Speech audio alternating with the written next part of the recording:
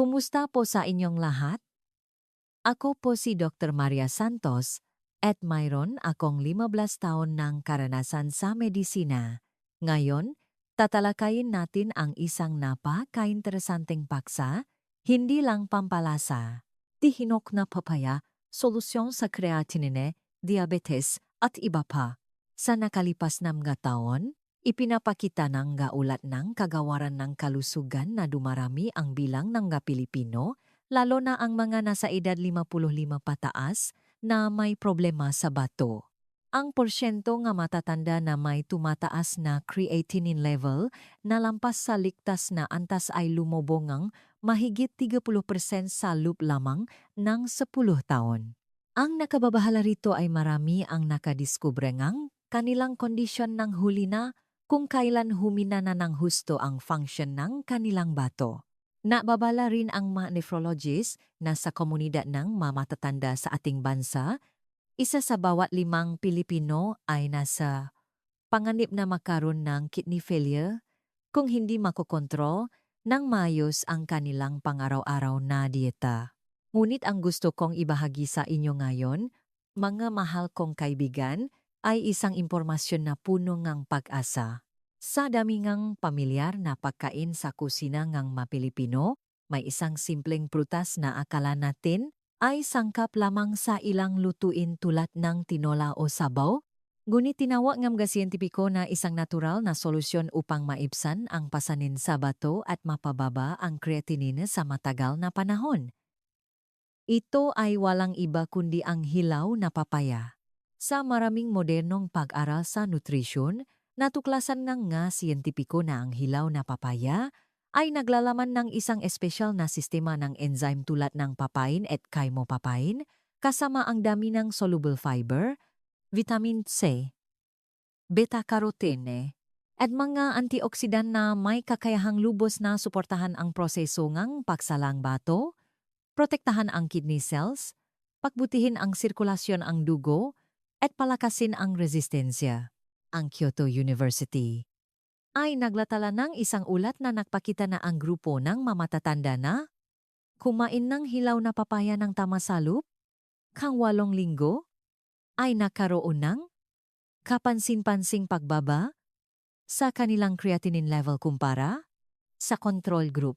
Samantala, isang pag-aral na inilathala sa Clinic Journal of Nutrition ang nagsasaad na ang anti-inflammatory compound sa hilaw na papaya ay maaring makatulong na bawasan ang silent inflammation na siyang dahilan ng mabilis na pagina, ang kidney function sa mga matatanda. Makikita ninyo, isang prutas lamang na tila napakapamilyar ang nagtatago ngang maraming kamanghamanghang benepisyo. At ang mas mahalaga ay kung kakainin ng tama, hindi lamang nito matutulungan ang bato na gumana ng mas madali, kundi mapapalakas din nito ang katawan ng maraming beses dahil sa kakayahan nitong labanan ang pamamaga, patatagin ang blood sugar, bawasan ang fat sa dugo, at maging mabuti para sa panunaw at cardiovascular health.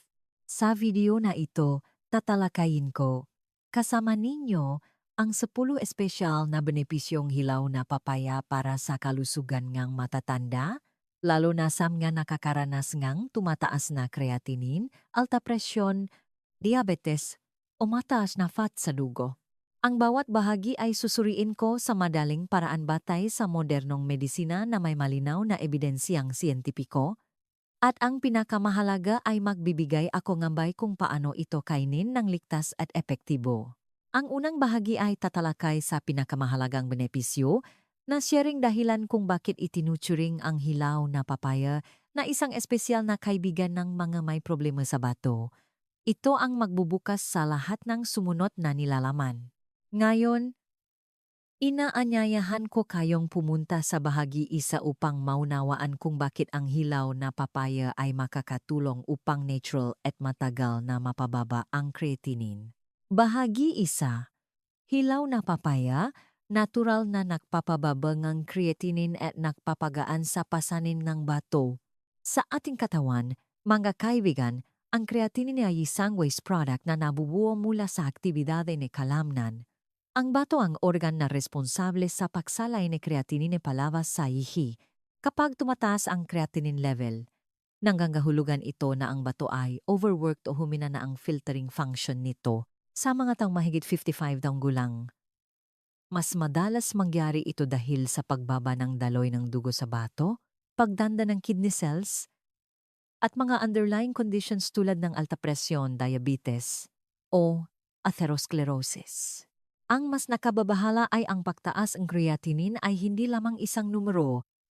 Ito ay isang babala na ang katawan ay nakipon ng toxins na nagpapahirap sa bato na gumana ng normal.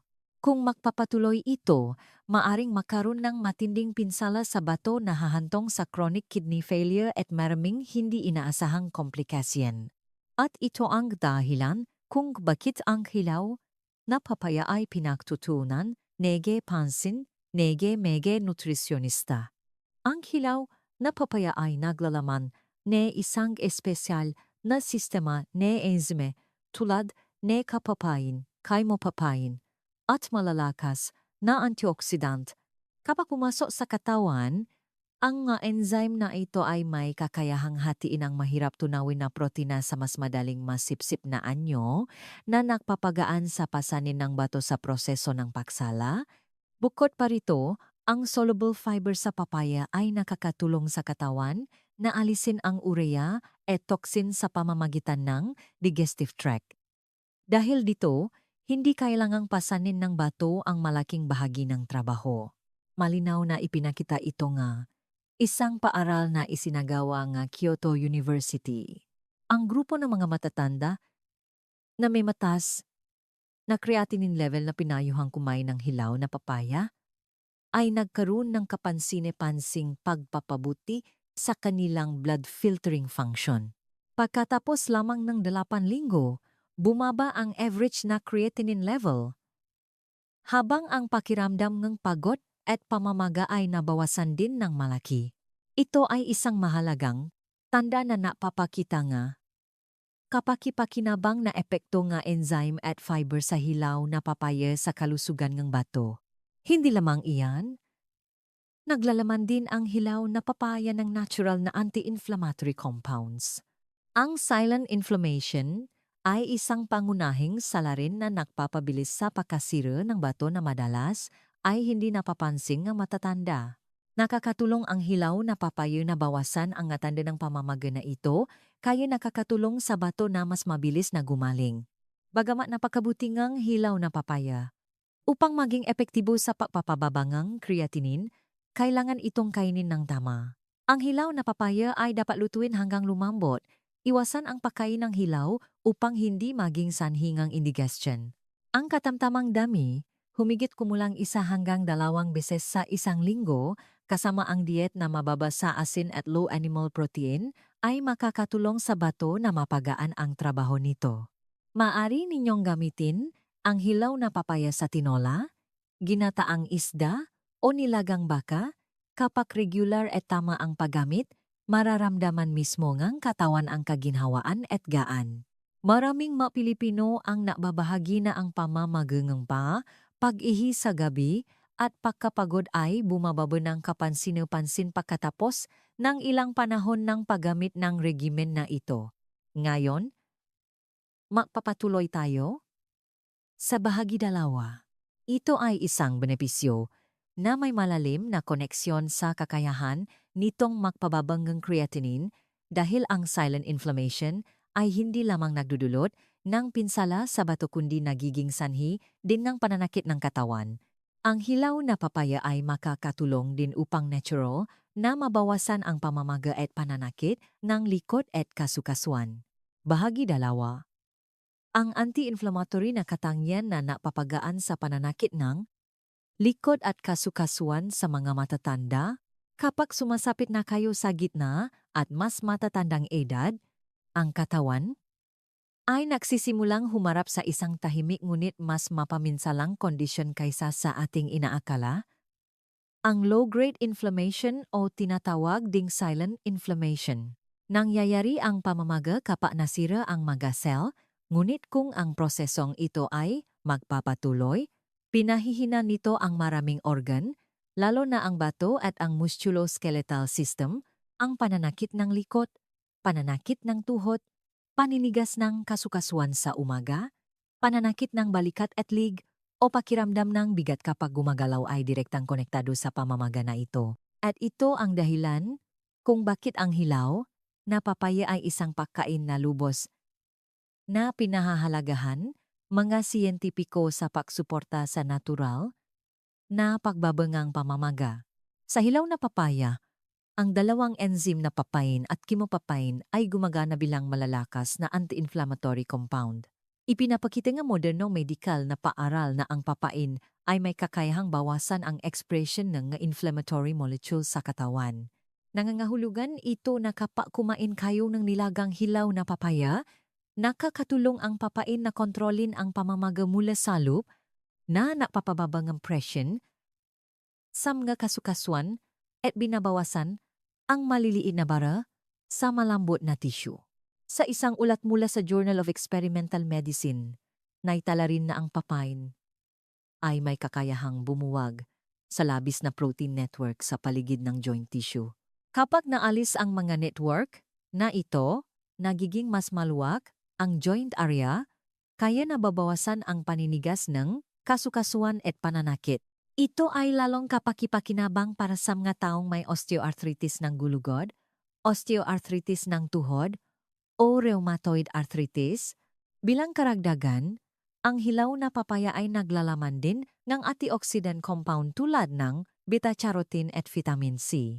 Ang nasangkap na ito ay nakakatulong na neutralisahin ang free radicals, bawasan ang cell damage, at sa gayon ay suportahan ang musculoskeletal system na gumana ng mas matatag. Para sa mga madalas na nakakaranas ng pananakit ng likod o kasukasuan, lalo na kapag malami ang panahon, ang pagdaragdag ng hilaw na papaya sa dieta ng ilang beses sa isang linggo ay makakatulong sa katawan na makaramdam ng mas comfortable. Gayunpaman, may isang bagay na kailangan ninyong tandaan.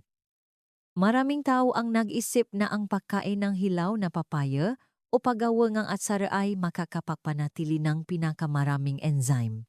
Ito ay totoo ngunit hindi sapat dahil sa mga matatanda, kadalasang mas mahina ang digestive system. Kung kakainin ng hilaw at masyadong matigas, madaling makaroon ng kabak o pananakit ng tiyan. Sa makatuwid, ang pinakamahusay na paraan ng pagluluto ay lutuin ng sapat upang lumambot ang papaya ngunit mapanatili pa rin ang kapakipakinabang na enzymes. Maari ninyong isama ang hilaw na papaya sa inyong pagkain sa pamamagitan ng nga putahe tulad ng tinolang papaya, ginataang papaya, o nilagang papaya na may luya. Ang bawat putahe ay nakakatulong na labanan ang pamamaga at napakababagay para sa mga matatanda.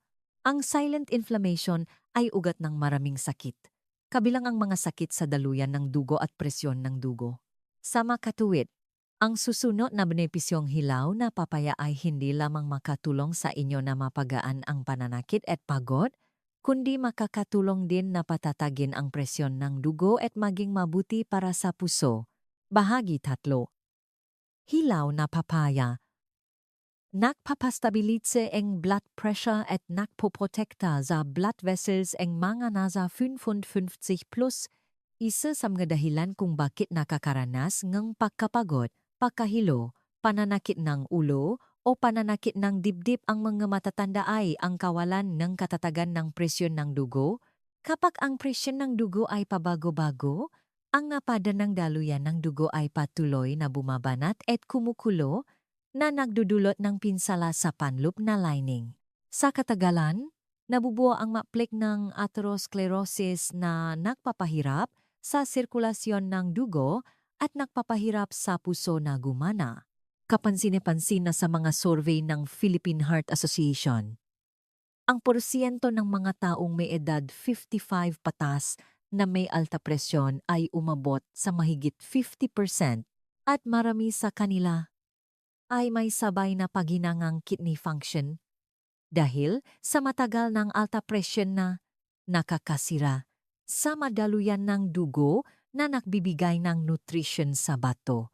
Ito ang dahilan kung bakit ang hilaw na papaya ay nagiging kapaki-pakinabang na pagkain para sa mga matatanda. Ang hilaw na papaya ay naglalaman ng katamtamang dami ng natural na potassium. Ang potassium ay isang mineral na nakakatulong sa katawan na balansehin ang dami ng sodium. Kapag nabawasan ang sodium, mas natural na lumuluwa ang mga daluyan ng dugo at ang presyon ng dugo ay may tendensyang maging matata.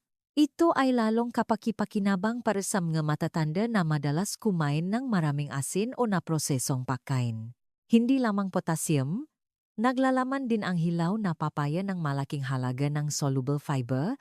Ang fiber na ito ay nakakatulong na bawasan ang pagsipsip ng masamang kolesterol sa bituka, kaya't pinipigilan ang pagbuo ng plaque sa mga pader ng daluyan ng dugo. Maraming pag-aral ang nagpatunay na ang mga taong regular na kumakain ng soluble fiber ay may kapansin-pansing mas mababang panganib ng atherosclerosis kumpara sa control group.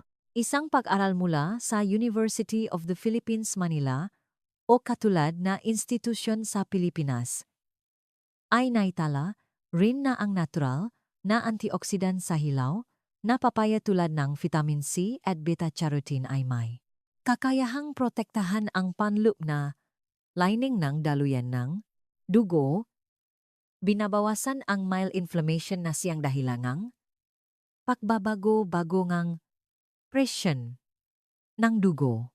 Salamat sa maayos na kombinasyon ng potassium, fiber, at antioxidant, nakakatulong ang hilaw na papaya na gawing mas malambot ang sistema ng daluyan ng dugo na mas madaling makontrol ang presyon ng dugo. Ito ay isang partikular na mahalagang benepisyo dahil ang matatak na presyon ng dugo ay nangangahulugan din ng pagbabangang panganib ng pinsala sa bato, pagbabangang panganib ng stroke, at pagsuporta sa puso na gumana ng mas madali. Gayunpaman, kailangan ninyong bigyang pansin ang paraan ng pagkain. Ang mataong may sakit sa bato sa stage 3 pataas ay dapat kumonsulta sa doktor tungkol sa tamang dami ng potassium upang maiwasan ang labis na pagkonsumo. Para sa manormal na tao sa may alta presyon ngunit may mahusay pa ring kidney function, ang pagkain ng hilaw na papaya 2 o 3 beses sa isang linggo ay ligtas at kapaki-pakinabang. Isa sa malakas na hilaw na papaya ay bukod sa epekto nito sa presyon ng dugo at daluyan ng dugo, napakabuti rin nito sa panunaw. Ito ay isang pundasyong sali na nakakatulong sa mga matatanda na makaramdam ng mas kaunting kabag, mas kaunting constipation, mas mahimbing na tulog, at mas madaling masipsip ang nutrients. At upang ang katawan ay gumana ng matata mula sa loop, ang digestive system ay dapat munang maging malusok. Ngayon, inaanyayahan ko kayong pumunta sa bahagi 4 upang makita kung bakit ang hilaw na papaya ay itinuturing na isang natural na gamot para sa digestive system, nakakatulong na mabawasan ang matagal ng constipation at sumusuporta sa tiyan na gumana ng maayos. Bahagi 4. Mabuti para sa digestive system, pampurga, at nagpapababa ng chronic constipation sa mga matatanda. Para sa maraming tao pagkatapos ng edad 55, ang constipation ay halos naging isang madalas at nakakainis na kondisyon. May ilang matatanda na 3 araw o kahit 4 na araw bago dumumi at bawat pagdumi ay nakakapagod. Masakit ang tiyan, may kabag, at kung minsan ay nagpapatas pa neke presyon nege dugo dahil sa labis na pagire. Ang pangunahing dahilan ay ang pagbabangang peristalsis ng bituka, paginangang digestive enzymes, mas kaunting tubig sa katawan, at kadalasang kulang sa fiber ang dieta. Dito ipinapakita nga hilaw na papaya ang bisa nito. Ang hilaw na papaya ay naglalaman ng malaking halaga ng papain, isang natural na enzyme na nakakatulong na buwagin ang protina, kaya't ang pagkain ay mas madaling matunaw. Kapag mas mahusay ang pagsipsip ng katawan, hindi mananatili ng matagal ang pagkain sa bituka, kaya nababawasan ang kaba at indigestion. Hindi lamang papain, Ang soluble fiber sa hilaw na papaya ay mayroon ding mahalagang papel. Kapag pumasok ang fiber na ito sa bituka, sisipsip ito ngang tubig na nabibigay ngang lambot sa dumi at nakakatulong sa dumi na mas madaling gumalaw sa kolon. Ito ang susi upang ang mga matatanda ay mabawasan ang chronic constipation nang hindi gumagamit ng maraming laxatives. Ipinapakita ng mga pag-aaral mula sa University of the Philippines Diliman o katulad na institusyon sa Pilipinas na ang nga taong kumakain ng 2 hanggang 3 servings ng soluble fiber araw-araw ay may mas mahusay na peristalsis ng bituka at nabawasan ang panganib ng constipation ng hanggang 20%. Ang hilaw na papaya ay isang napakababagay na pinagmumulan ng soluble fiber para sa mga matatanda dahil madali itong lutuin, madaling kainin, at madaling tunawin. Bukod pa rito, ang vitamin C at mga antioxidant sa hilaw na papaya ay nakatulong na paginhawahin ang lining ng bituka, bawasan ang mild inflammation sa digestive tract, at suportahan ang pagaling ng mga mucosal cells. Ito ay lalong kapakipakinabang para sa mga madalas na nakakaranas ng banayad na pananakit ng tiyan, kabag, o indigestion pagkatapos kumain. Para sa pinakamahusay na epekto, dapat ninyong gamitin ang hilaw na papaya na niluto hanggang lumambot. Ang ilang putahe na maaring gamitin ay tinolang papaya na may isda o nilagang papaya na may luya upang madagdagan ang init at suportahan ang panunaw. Para sa mga madalas na constipated, maaring gumamit ngang sabaw ngang hilaw na papaya ngang 3 beses sa isang linggo upang mapabuti ang kondisyon. Isang maliit na paalala. Hindi ninyo dapat sobrahin ang pagkonsumo dahil ang pagkain ng masyadong maraming fiber ng sabay-sabay ay maaring maging sanhi ng kaba. Kumain lamang ng katamtamang dami ng regular upang mas mahusay ang pagsipsip ng katawan. Kapag maayos ang digestive system, nababawasan din ang presyon sa bato at atay dahil regular na inaalis ng katawan ang toxins araw-araw. At ang susunod na benepisyo ng hilaw na papaya ay direktang naunay sa isyong ito. Bukod sa pagsuporta sa panunaw, nakakatulong din ang hilaw na papaya na bawasan ang fat sa dugo at linisin ang atay, isang problema na kinakaharap ngang maraming matatanda. Bahagi 5. Suporta sa pagbabang ng fat sa dugo at natural na paglilinis ng atay. Maraming matatanda pagkatapos ng edad 55 ang nagsisimulang humarap sa 2 magkasabay na kondisyon, mataas na fat sa dugo at fatty liver. Kapag tumataas ang fat sa dugo, ang labis na taba ay hindi lamang naiipon sa mga daluyan ng dugo kundi pumupunta rin sa atay na nagpapahirap sa atay na gumana ng labis upang maproseso ito kung magpapatuloy ang fatty liver. Bababa ang function ng detoxification nito na magiging sanhi ng pagkapagod, indigestion, jaundice, sleep disorders, at sa mas malalang kaso ay maring umunlad sa hepatitis. Samantala, ang pagbaba ng fat sa dugo at pagprotekta sa atay ay 2 mahalagang salik upang mapanatiling malusog ang katawan, mapagaan ang pasanin sa puso at bato.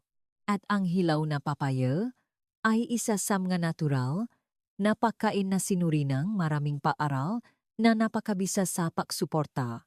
Una, ang soluble fiber sa hilaw na papaya ay may mahalagang papel sa pagbabangang masamang kolesterol. Kapag pumasok sa bituka, ang soluble fiber ay sumasama sa bile acids at taba, inilalabas ang mga ito kasama ang dumi. Nakakatulong ito na mabawasan ang dami nga kolesterol na muling nasisipsip sa dugo. Ipinakitang isang pag-aral na inilatala sa Journal of Clinical Nutrition na ang taong regular na kumakain ng soluble fiber ay maring magpababa ng 8 hanggang 10% ng masamang kolesterol sa loob lamang ng ilang linggo.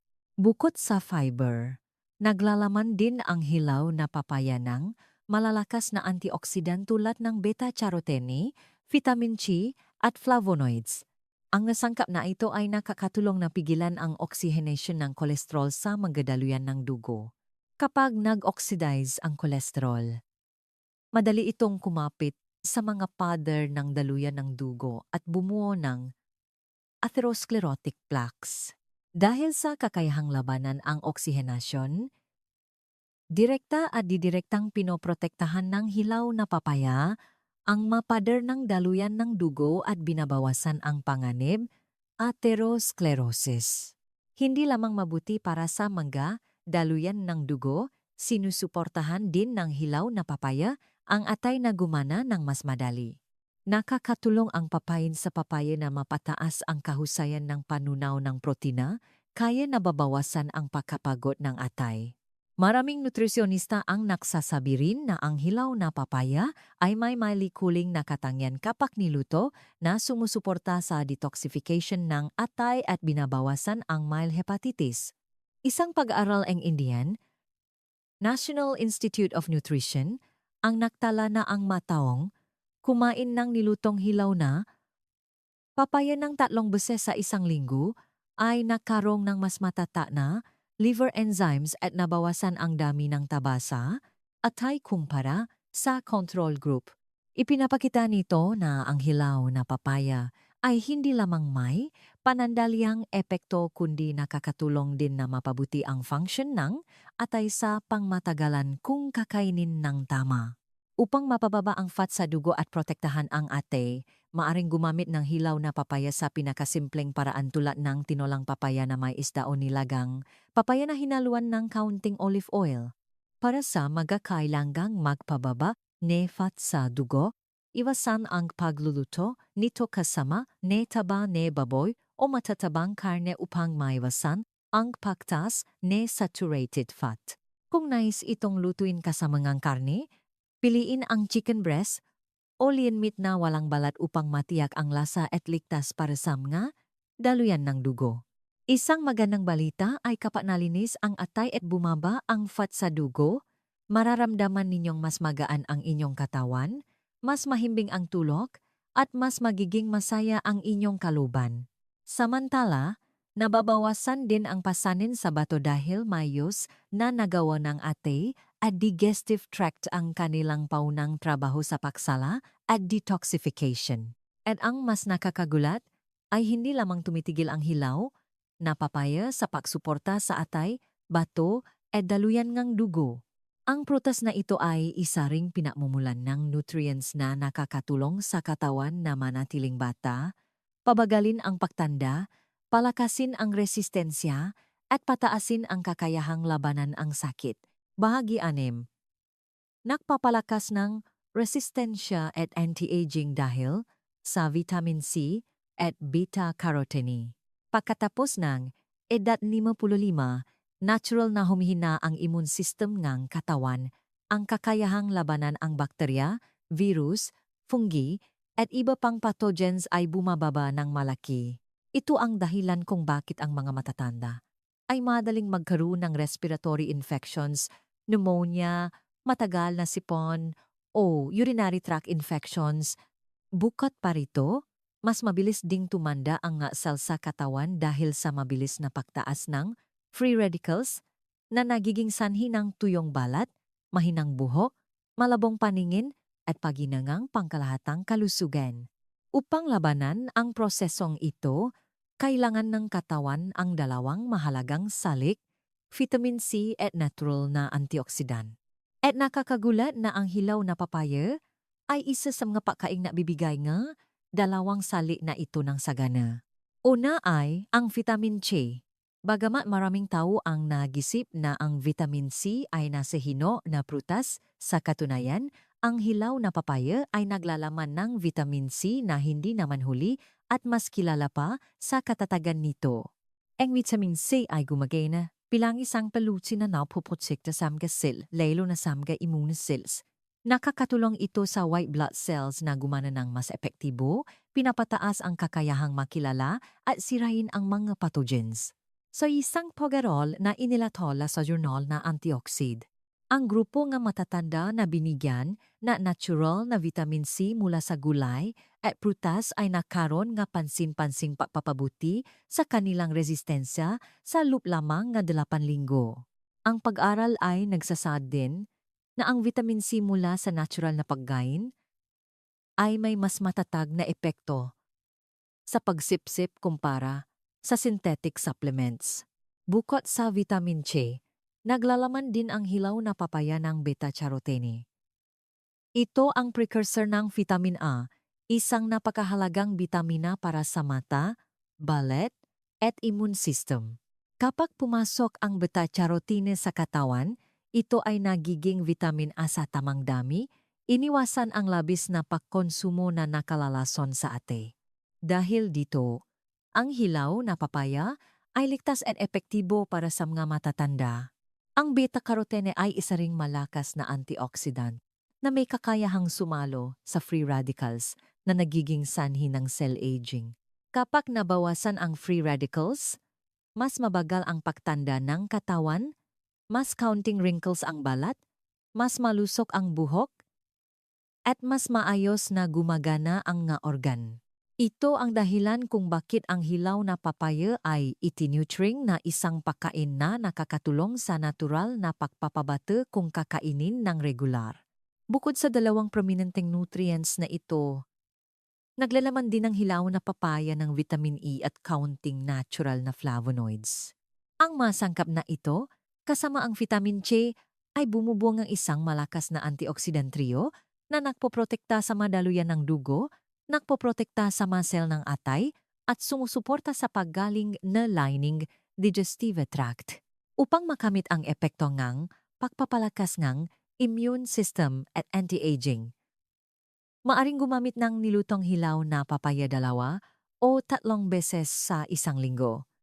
Ang ilang angkop na putahe ay sabaw nga hilaw na papaya na may hipon, nilagang papaya na hinaluan ng kaunting olive oil, o nilagang papaya na may luya.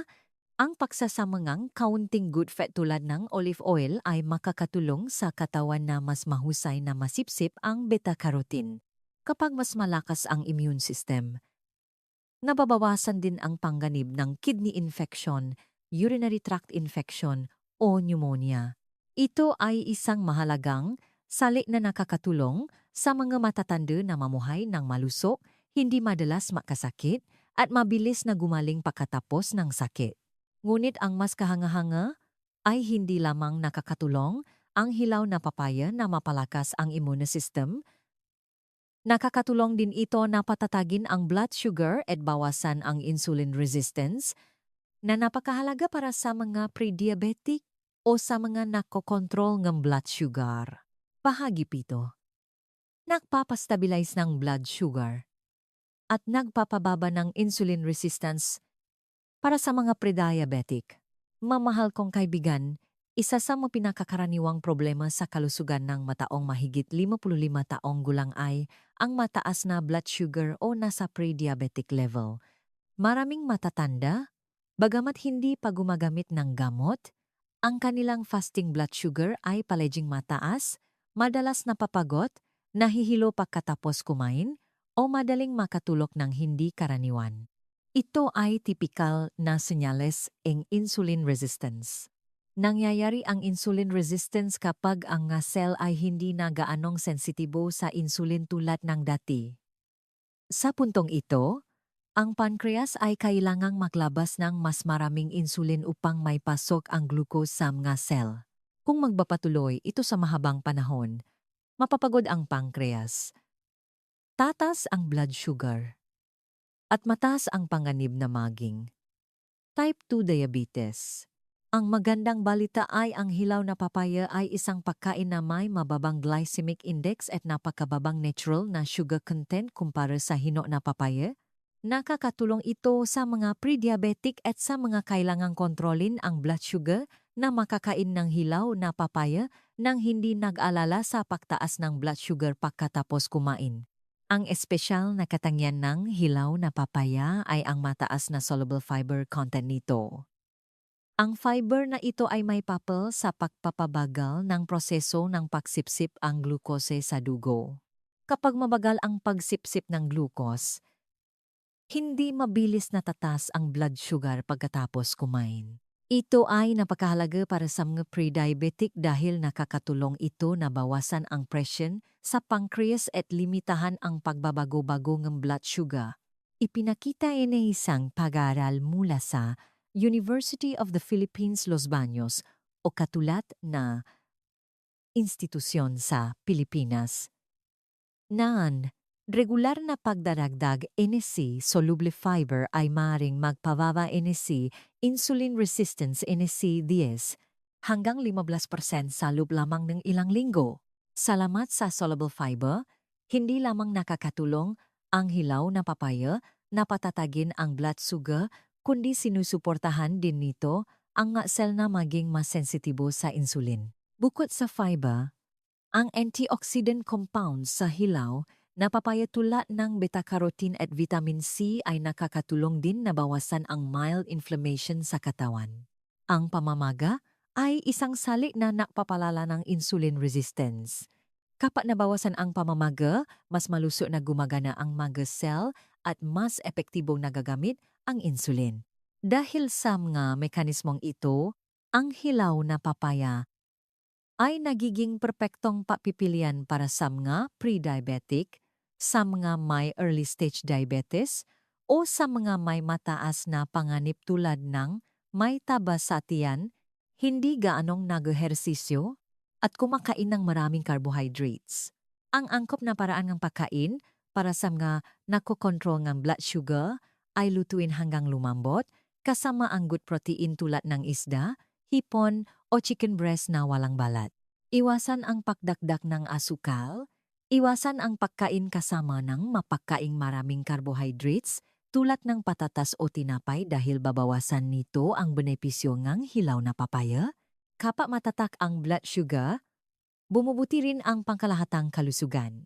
Mararamdaman ninyong mas kaunti ang pagod, mas kaunti ang antok pagkatapos kumain, mas malinaw ang isip, at lalo na, nababawasan ang panganib ng pinsala sa bato dahil sa matagal na mataas na blood sugar.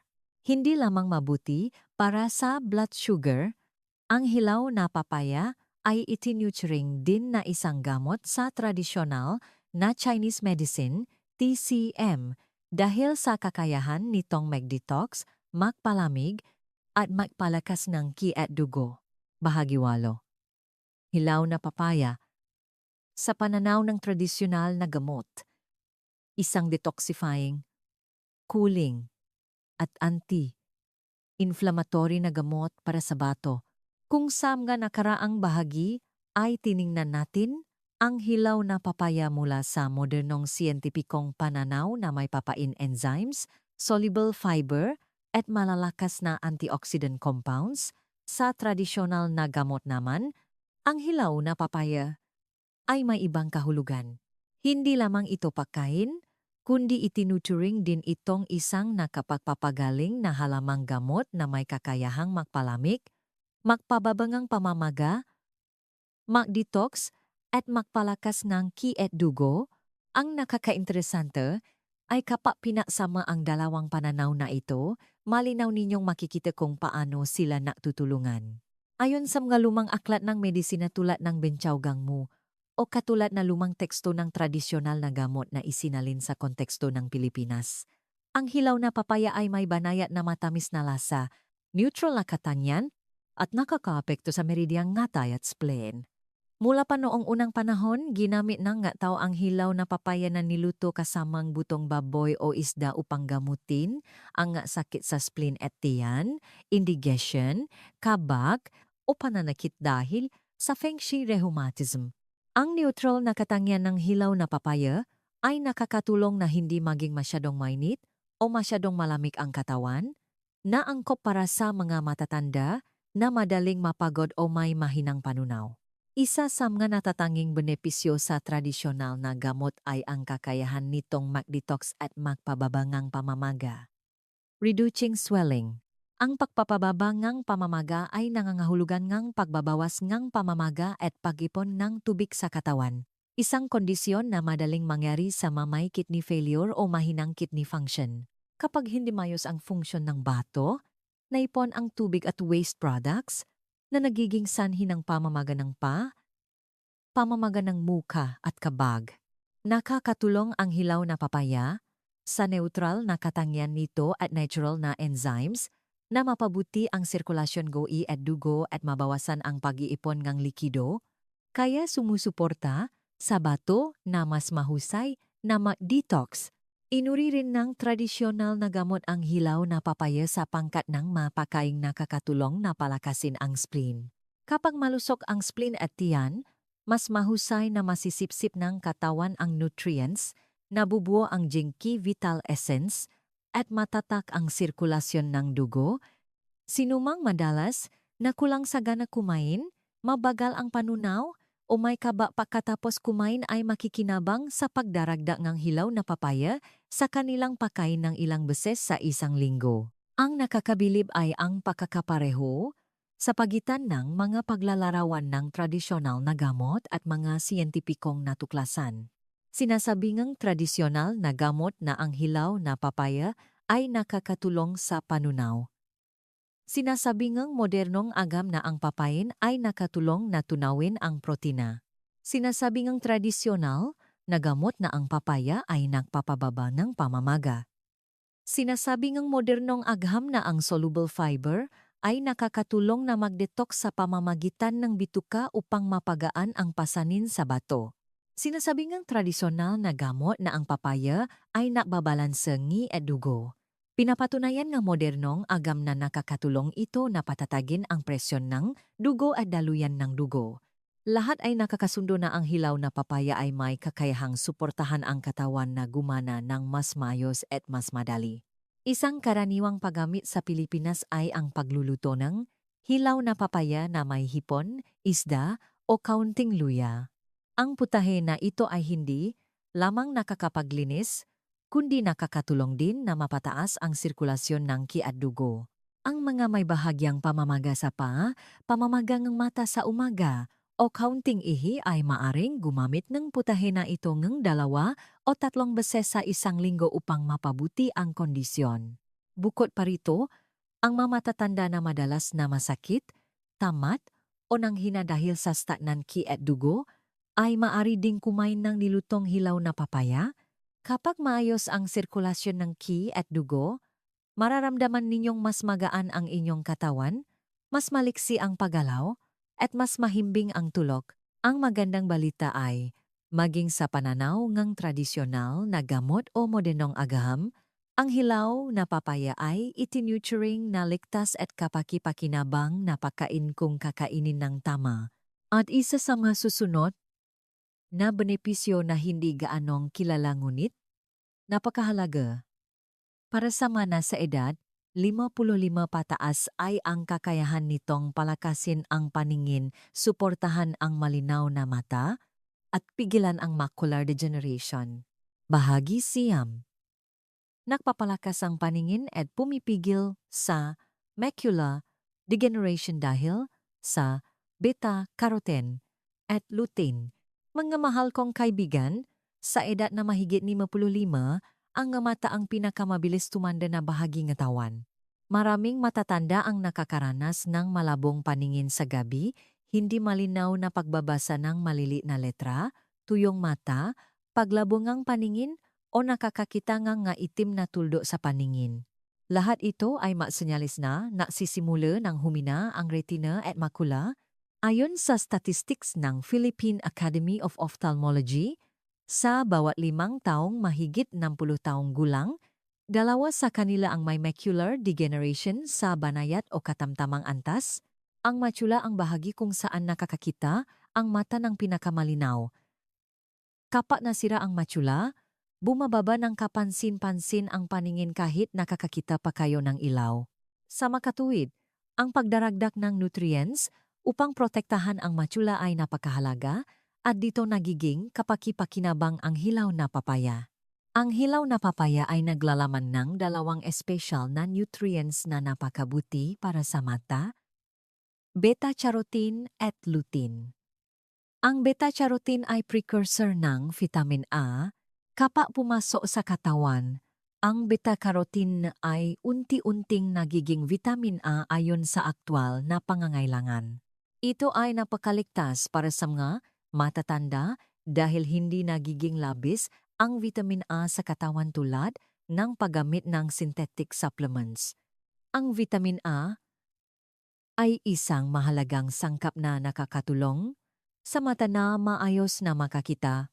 Sa dilim, maiwasan ang tuyong mata, mabawasan ang conjunctivitis, at protektahan ang kornea. Sa makatuwid, ang mataong regular na kumakain ng hilaw na papaya ay may tendensiyang mas malinaw ang paningin, lalo na sa gabi o sa mababang ilaw. Bukod sa beta-carotene, naglalaman din ang hilaw na papaya ng makabuluhang dami ng lutein. Ang lutein ay isang espesyal na antioxidant para sa mata.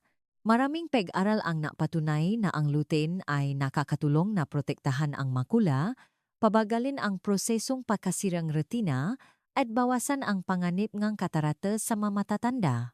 Sa isang pag-aral mula sa University of Santo Tomas o katulad na Universidad sa Pilipinas, ang mga taong regular na kumakain ng lutein ay nabawasan ang panganib ng severe macular degeneration ng mahigit 30%. Ang lutein ay gumagana bilang isang kalasak na nagpoprotekta sa retina mula sa blue light at free radicals. Kapag tumanda, mabilis na bumababa ang natural na lutein sa retina na nagpapahina sa mata. Nakakatulong ang hilaw na papaya na madagdagan ang lutein sa natural, laktas, at madaling masipsip na paraan. Ang mahalaga ay upang masipsip ng husto ang beta-carotene at lutein, dapat lutuin ang hilaw na papaya kasama ng kaunting good fat. Ang uringang healthy fats, tulad ng olive oil, sesame oil, o peanut oil, ay makakatulong sa katawan na mas mahusay na masipsip ang dalawang nutrients na ito dahil sa fat-soluble na katangian ng beta-carotene. Ang ilang mamungkahingang putahe ay nilagang papaya na hinaluan ng olive oil, sabaw ngang hilaw na papaya na may isda, o nilagang papaya na may hipon. Lahat ito ay angkop para sa mga matatanda at nakakatulong na mapalakas ang kalusugan ng mata. Kapag mas malinaw ang mata, mararamdaman ninyong mas madali ang pang-araw-araw na gawain. Ang pagbabasa ang diaryo, panonood ang TV, pagluluto, o paglalakad ay nagiging mas maginhawa. Nakakatulong ito na mapataas ang kalidad ng buhay at ang kalayaan ng mga matatanda. Ngunit hindi pa rin dito natatapos ang hilaw na papaya. Ang mga aktibong sangkap sa prutas na ito ay mayroon ding espesyal na epekto sa pagbabangang panganib ng pagbuwangang abnormal cells na sumusuporta sa pagprotekta sa katawan laban sa abnormal na pagbabago ng cell. Bahagi 10. Nagpapababa ang panganib ang kanser dahil sa papain enzyme at malalakas na antioxidant. Ang kanser ay isang problema sa kalusugan na kinakatakutan ng sinuman, lalo na ng matatanda. Ayon sa datos ng World Health Organization, mahigit 1/3 ng makaso ng kanser ay naunay sa dieta, matagal na silent inflammation, at pag-ipon ng free radicals sa katawan. Kapag ang katawan ay nasa yugto ng pagtanda, umihina ang immune system. Ang mga lumang cell ay hindi naalis kagad na nagbibigay ng pagkakataon sa abnormal cells na lumago at bumuo ng tumor. Dito nagiging mahalaga ang papel ng mapakaing mayaman sa antioxidant at ang hilaw na papaya ay isa sa mapakaing may kakayahang epektibong protektahan ang nga cell dahil sa dami ngang papain enzyme, vitamin C, beta-carotene, at malalakas na anti-inflammatory plant compounds. Ang papain, ang enzima na katangyan ng hilaw na papaya, ay hindi lamang sumusuporta sa panunog kundi mayroon ding kakayahang pigilan ang paglaki ng ilang abnormal cells. Maraming pag-aral sa laboratorio ang nagpapakita na ang papain ay maaring pabagalin ang paghahati ng cancer cells sa pamamagitan ng pagbuwag sa protein strands na nakakatulong sa paglaki ng mga diseased cells. Hindi ito nangangahulugan na ginagamot ng hilaw na papaya ang cancer, ngunit nakakatulong ito na mabawasan ang mga risk factors, lalo na kapag ginamit sa isang malusog na dieta. Bukod sa papain, ang hilaw na papaya ay mayaman din sa natural na antioxidant. Ang vitamin C sa hilaw na papaya ay may kakayahang neutralisahin ang free radicals, bawasan ang DNA damage at protektahan ang mga cell mula sa mutagenic factors. Samantala, ang beta-carotene ay gumagana bilang isang pangalawang depensa, sumusuporta sa immune system na mas mahusay na makilala ang abnormal cells at pabagalin ang proseso ng pagtanda sa antas ng cell.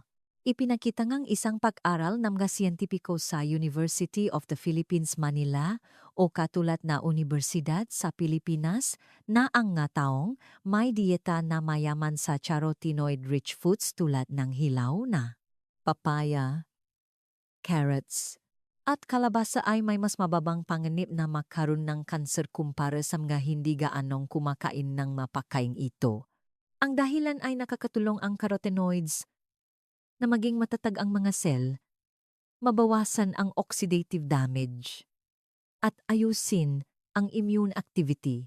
Bukod pa rito, naglalaman din ang hilaw na papaya ng counting plant, compounds tulad ng flavonoids at saponins na may papel sa pagbaba ng pamamaga. Ang chronic inflammation ay itinuturing na pundasyon kung saan lumalaki ang maraming uri ng kanser.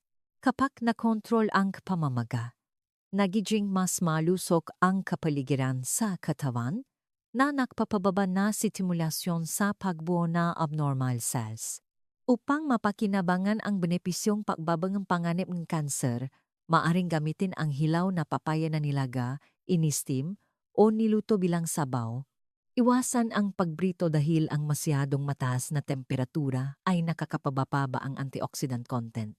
Ang pagsasama nito sa mga green leafy vegetables, isda, beans, at diet na mababa sa asukal ay makakalihang isang natural na padangang proteksyon para sa katawan ng mga matatanda. Kapag maayos na napangalagaan ang katawan, mula sa cells hanggang sa tissues at organs, ang kalusugan ay bubuti ng buo. Ngunit upang ang hilaw na papaya ay maging lubos na epektibo, kailangan ninyong malaman kung paano ito kainin sa tamang oras, tamang dami, at tamang paraan ng pagluluto. Ito ang susi na kadalasang napapabayaan ng marami. Ngayon, sa bahaging ito, detalyado kong ibabahagi kung paano kainin ang hilaw na papaya ng tama para sa mga matatanda at sa mga may underlying health conditions, lalo na sa mga may kidney failure, diabetes, alta presyon, at mataas na fat sa dugo.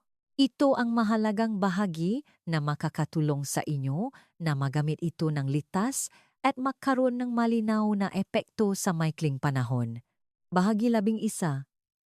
Gabay sa pinakamahusay na paraan ng pagkain ng hilaw na papaya para sa mamatatanda at may kidney failure.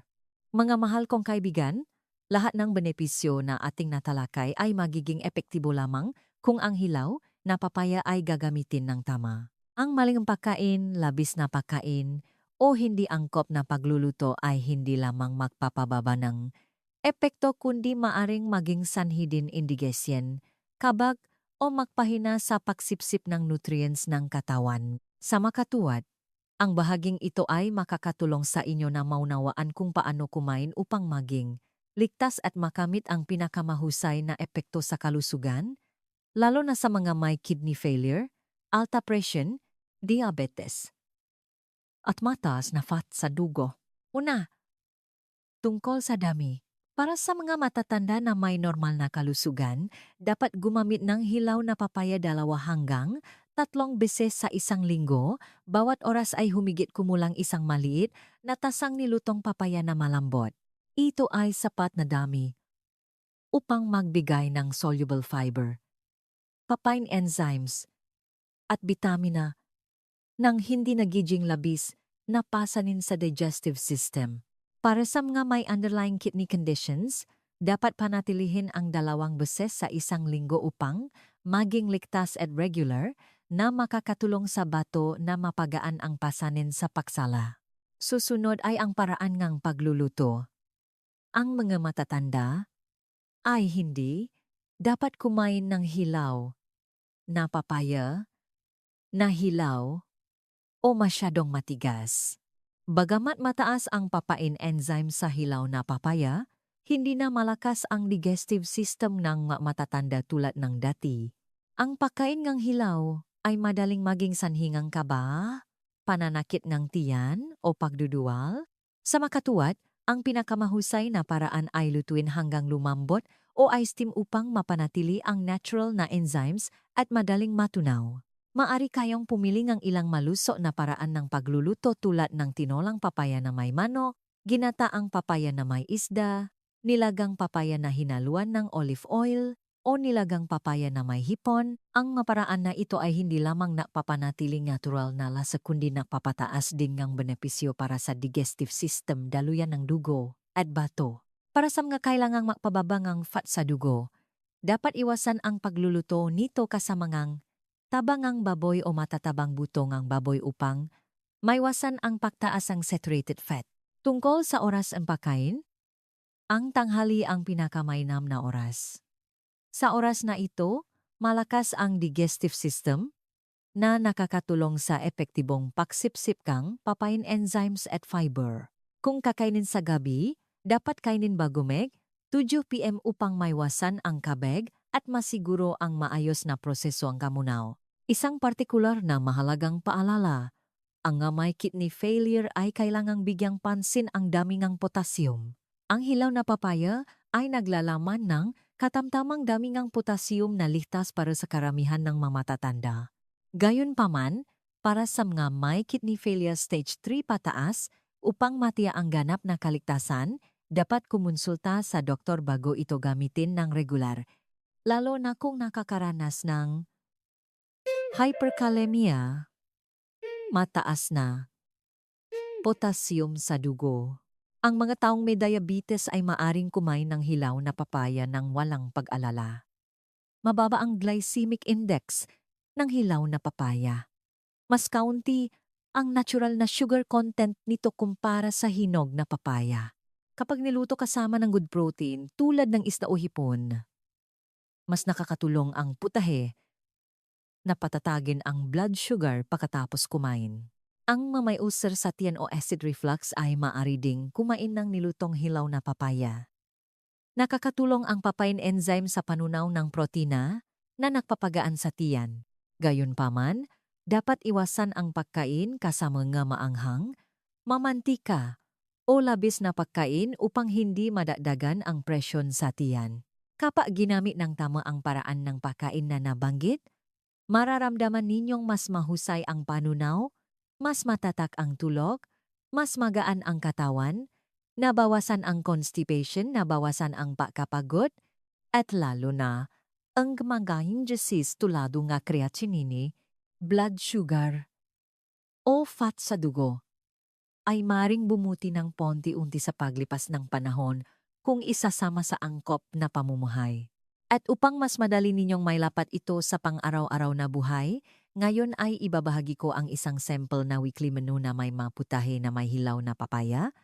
Ang menu na ito ay angkop para sa mga matatanda, sa mga may underlying health conditions, at sa mga gustong patatagin ng presyon ng dugo, blood sugar, o may mahinang bato. Bahagi 12.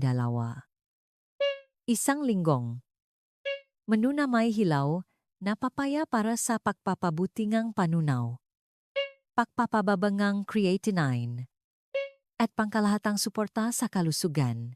Pagkatapos ninyong maunawaan ang mga benepisyo at tamang paraan ng pagkain, ang susunod na kinagigiliwan ng maraming matatanda ay kung paano ito ilalapat sa bawat pagkain. Ang mga matatanda ay kadalasang kumakain ng kaunti, mabagal ang panunaw, at madaling maksawa. Sa makatuwid, ang menu ay kailangang simple, madaling lutuin, madaling tunawin, at nagbibigay pa rin ng sapat na nutrition. Nasa ibaba ang isang sample na 7 araw na menu na gumagamit ng hilaw na papaya, angkop para sa mga may banayat na kidney failure, alta presyon, diabetes, mataas na fat sa dugo, at mga matatanda sa pangkalahatan.